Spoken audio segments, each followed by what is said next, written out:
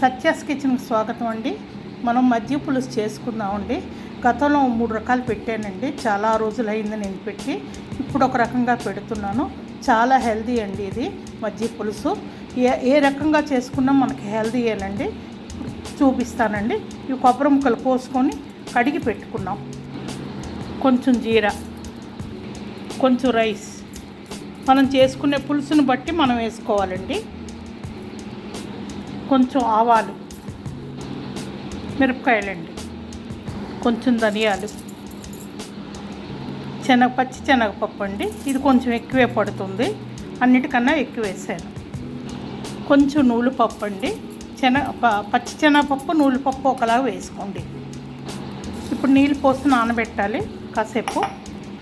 ఇప్పుడు మజ్జిగ పులుసుకి ఇది వడపోసుకున్నామండి మనం, నానిపోయింది. ఇప్పుడు మనం మిక్సీలో వేసుకుందాము.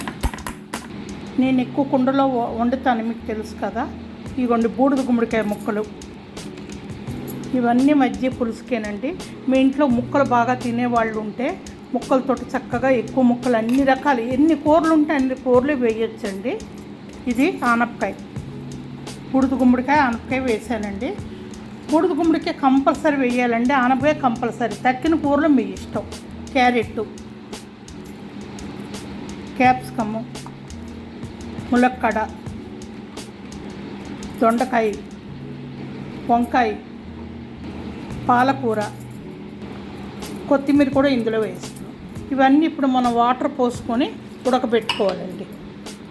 ఈ కొద్దిగా మెత్తగా అయిన తర్వాత మళ్ళీ చూపిస్తాం. ఇందులో కొంచెం సాల్ట్ వేయాలి. గ్యాస్ వెలిగించామండి. ఇప్పుడు దీని మీద మనం మూత పెట్టుకొని ఉడకాలి నెమ్మదిగా. ఇందులో ఒక టమాటా వేస్తున్నాను. పసుపు వేస్తున్నామండి. పసుపు చిటికెడు ఏమి వేయకండి, కొద్దిగా ఎక్కువే వేసుకోండి. పసుపు చాలా హెల్తీ కదా. విడిగా తినే బదులు వంటల్లో తింటే మనకి బాగుంటుందని నేను చెప్తున్నానండి. కలర్ బాగుంటుంది, హెల్తీకి బాగుంటుంది. ముక్కల్లో కొద్దిగా ఉప్పు వేసాము, మళ్ళీ ఇందులో కొద్దిగా ఉప్పు వేస్తున్నాం. ఈ రెండు సరిపోతాయండి నేను చేసే మజ్జిగ పులుసుకి. ఇప్పుడు ఇంత మజ్జిగ వేసుకుంటున్నామండి. కావాలంటే ఇంకా వేసుకోవచ్చు, కానీ నేను ఇప్పుడు సరిపెట్టేస్తున్నాను. ఈ పేస్ట్ అన్నది మజ్జిగలో కలుపుకోవాలి. ఇప్పుడు తాలింపు కోసం ఒక ఉల్లిపాయ, చిన్న ఉల్లిపాయ కట్ చేసాము. కరివేపాకు, 4 వెల్లుల్లిపాయలు రెబ్బలతోటైనా కట్ చేయొచ్చు, మనం చితగొట్టవచ్చు. ఇది అల్లం అండి. అల్లం వేపకూడదు, లాస్ట్లో పైన వేస్తాము. కూర వేస్తే బాగుంటుంది, నేనే చితగొట్టేసాను. ఈ 3 తాలింపులు వేస్తాం, మీకు చూపిస్తానండి. నెయ్యి తాలింపు ఇవ్వాలి మజ్జిగ పులుసుకి. ఎప్పుడైనా నెయ్యి తాలింపే టేస్ట్ ఉంటుందండి, హెల్దీ కూడా. ఇది ఉడికిపోయిందండి, మెత్తగా ఉడికిపోయేవి ముక్కలన్నీ చూశాను. 2-3 టైమ్స్ కలిపి తీసాను. ముక్కలన్నీ మెత్తగా అయిపోయాయి. ఇప్పుడు మనం మజ్జిగను ఇది కలిపాం కదా, పిండిను ఆడిన పిండి. ఇప్పుడు ఇది వేయాలి ఇందులో. ఇది బాగా మరిగిన తర్వాత కొద్దిగా ఒక 5 నిమిషాలు బాగా మజ్జిగ ఒక 2-3 మరుగులు వచ్చిన తర్వాత టేస్ట్ చూస్తే ఉప్పు పులుపు సరిపోయిందో లేదో. పులుపు మనం ఎక్స్ట్రా వేయలేదు, మజ్జిగ పులుపు. ఆ పులుపు చాలకపోతే పుల్ల మజ్జిగ ఉంటే వేసుకోవచ్చు. ఎక్కువ పుల్ల మజ్జిగతో బాగుంటుంది, తొలి రోజు మజ్జిగతో. లేకపోతే ఈ పులుపు చాలలేదు అంటే కొత్త మాగాయ కానీ పాత మాగాయ కానీ ఉంటే ఇది మరుగుతున్నప్పుడు కొంచెం మాగాయ వేసుకోవచ్చు, కమ్మగా ఉంటుంది. ఇది ముద్దపప్పుతో ముద్దపప్పులో నెయ్యి వేసుకొని తింటే చాలా అద్భుతంగా, అసలు స్వర్గం కనిపిస్తుందండి. ఆ రకంగా చేసుకుంటే ఇది హెల్దీ కూడాను. తెలుస్తుంది మీకు, తిన్న తర్వాత ఎంత తిన్నా తేలిగ్గా ఉంటుంది పొట్ట. ఇప్పుడు లాస్ట్ వరకు వచ్చామండి.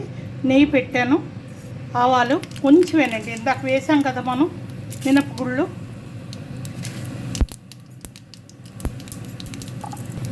కొంచెం మెంతులు కొంచెం వేసుకు, కొంచెం జీలకర్ర, 5-6 మిరపకాయలు, ఆనియన్స్, వెల్లుల్లిపాయలు, కరివేపాకు.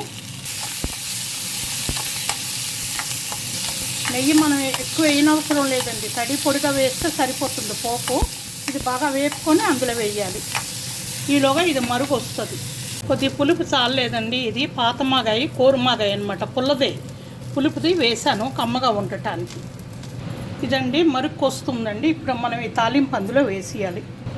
మనం వేసిన ఉప్పు, కారం, మాగాయి ముక్కలు అన్నీ కరెక్ట్గా సరిపోయండి. చాలా చాలా టేస్ట్గా ఉంది, చాలా హెల్దీ అయిన పులుసు అండి. 10 సార్లు చెప్తున్నాను అనుకోవద్దు. ఇదిగోండి ఇప్పుడు అల్లం వేసేయాలి పైన. ఇందులో ఇంగు ఒకటి వేయాలండి, కానీ నా దగ్గర అయిపోయింది. ఇంగువ ఉంటే మీకు ఇష్టమైతే వేసుకోండి. మజ్జిగ పులుసు రెడీ అయిపోయిందండి. ముక్కలతో చాలా ఆరోగ్యకరమైన మజ్జిగ పులుసు. థ్యాంక్స్ అండి. మీరు ఈ రకంగా చేసుకోండి.